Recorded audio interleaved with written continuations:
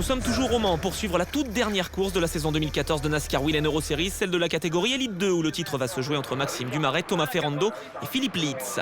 Meilleur chrono lors de la première course pour Denis Dupont qui s'élance donc en pole position devant Gabriel Gardel et Philippe Lietz. Maxime Dumaret part 5e alors que Thomas Ferrando est 9e. La tâche s'annonce difficile pour le Français. Au drapeau vert, Dupont prend le meilleur départ sur une piste humide face à l'expérimenté Gardel, invité par l'équipe PK Car Sport ce week-end sur la Chevrolet numéro 11. Deux équipes belges en tête avec Dupont sur la 32 du RCP Marc VDS devant Gardel sur la Chevrolet numéro 11 du PK Car Sport. L'Autrichien Lietz occupe la 3e place devant Rousseau. Dans des conditions de piste difficiles, le jeune Dupont maîtrise parfaitement sa Toyota et devance un pilote bien plus expérimenté que lui. Caméra embarquée avec Thomas Ferrando, il rentre au stand après seulement 4 tours dans cette course en raison d'un problème sur son pneumatique arrière droit. Le Français de 16 ans perd toute chance de décrocher le titre. Quelle désillusion!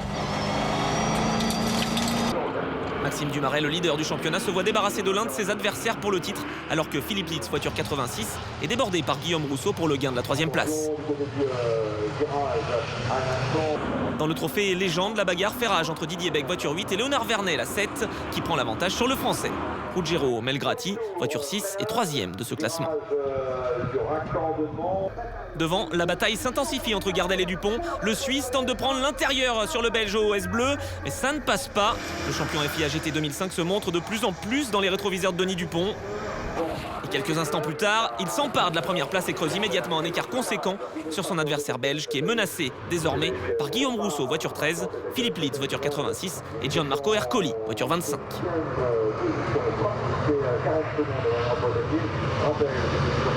Les 4 hommes arrivent à la chicane du chemin au bœuf. Ercoli retarde son freinage et heurte Dupont. Lietz prend la 3e place alors que Rousseau et Ercoli vont écoper d'une pénalité de 30 secondes pour cet incident. À l'instar de Rousseau, la veille, Gabriel Gardel remporte sa première victoire en carrière en NASCAR pour ses débuts dans la discipline. C'est le 8e vainqueur différent cette année en Elite 2, une catégorie qui a su tenir toutes ses promesses jusqu'à la dernière course de la saison. Philippe Lietz, 2e, est le premier rookie, alors que Marcel Mello remporte le trophée Gentleman 2014. Léonard Vernet décroche le trophée légende alors que le Best Move Award revient à Simone Loretti avec 12 places de gagné. Gardel est aux anges sur la Victory Lane. C'était une course très difficile avec des conditions de pilotage extrêmes.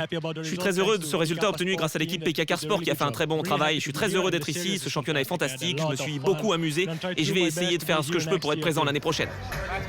Son équipier Dumaret est le nouveau champion Elite 2 et succède à Anthony Gandon. C'est vraiment génial. J'étais si stressé pour cette dernière course, mais je suis le nouveau champion. Je suis content que ce soit terminé.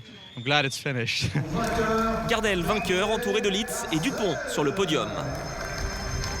À l'issue de cette grande finale, Maxime Dumaret remporte le titre devant Philippe Lietz et Thomas Ferrando. C'est la première fois qu'une voiture s'impose à la fois en Elite 1 et en Elite 2. Pour sa première saison dans la discipline, l'équipe PK Car Sport marque donc l'histoire.